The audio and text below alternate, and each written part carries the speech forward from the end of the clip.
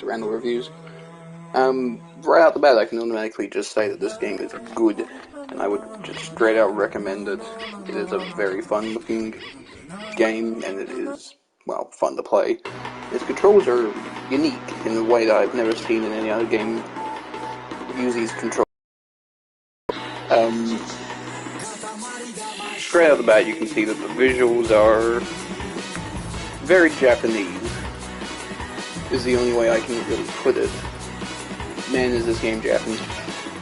I'm not exactly sure what you would call this very specific type of style, but in my brain, this is just the Japanese doing what they do best. Crazy ass shit in a fun and colorful way. The music itself is just absolutely fantastic. I think it's what they would call an earworm, where you will be singing it even when you're not playing it. This stuff gets stuck in your head. It's just genuinely fantastic.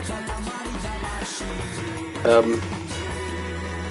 don't endorse drugs, but hey, I can easily imagine that doing such will... Wow. You know what I'm getting at. Anyway. There are many levels in this game, and this game is quite unusual. For the reviews of this purpose, the purpose of this review, I will only play maybe the first or second level, and allow you to possibly make the decision of purchasing and then playing more of this. Try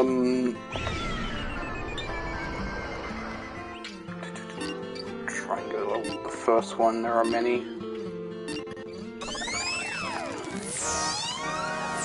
So, I can't exactly remember the story of this game. It's crazy. It's crazy. You're the son of this like galactic god king, and he has tasked you with basically making little stars. Now, the controls are really unusual, but you get used to them. They're challenging at first, but by the end of it, it's muscle memory, and you are focused on other things besides how you're moving around, sort of. The way this game is actually quite interesting. What you're doing is you're building up your ball by grabbing things of the closest size to you, things you can pick up. Then as you go bigger, things that are obstacles, bigger things that you couldn't pick up, become stuff you can pick up. And that is pretty much the game. It's very simple, but its simplicity is why it's so fun, and it is a mechanic that I believe they do expand on in other games in the series, but this one I believe is a sort of HD or remake of the very first one, which is of course very simple in its idea. Now, it's a simple game to play, a hard game to master. But it's incredibly fun, even if you don't master it. You can spend a lot of time just collecting crap. You can listen to that soundtrack. The soundtrack in this in particular is absolutely fantastic, and it's definitely a good half of the game for some people, I believe, where you are in a trance listening to that music as you collect stuff with your ball. And that's pretty much it. I mean, what more do you need to sell this game on? You will be listening to that soundtrack. You will not be watching a YouTube video in the background as you play this. You will be 100% on the game as you listen to that music. And then there's also the sort of a speedrun type thing where you are actually trying to run around and grab everything as quick as possible while beating the clock. Now as you progress through more and more levels, the clock does increase, so you're spending more time on the levels, which is kind of good. If you only want to play a game or a level for like 5 minutes or a few, you can kind of pick that level that goes for 5 minutes and just enjoy that and then go back to whatever you need to do. Besides that, there's not much else. There is a bit of a story to it, but the story is just as wacky as the visuals. There is a collectathon type thing where you will need to try and pick up everything you can and grab every item possible. And there are like, sort of like missions in this game that will use this mechanic in a way to make you think a bit more.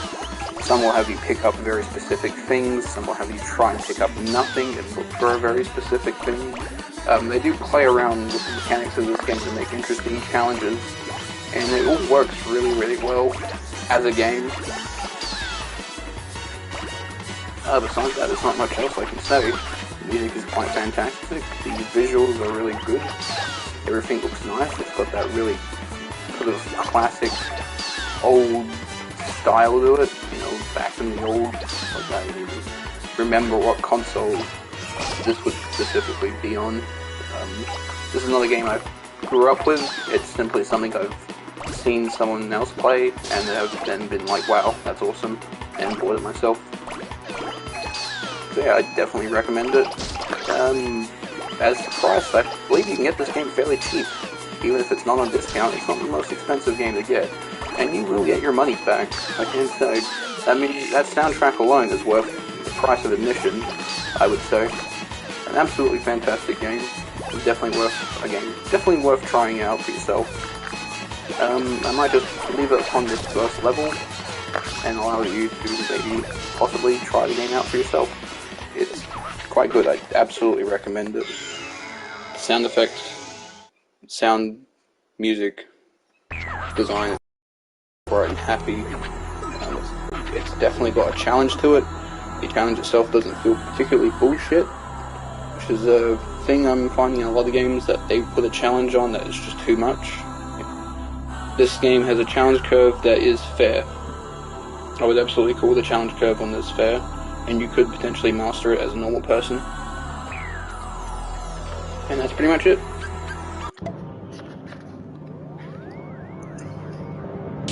Also, you can unlock some minor customization stuff for your character. Right now I have headphones on him, but you can get other items as well as you play the game. And that's it. Thanks for listening. Have a good day.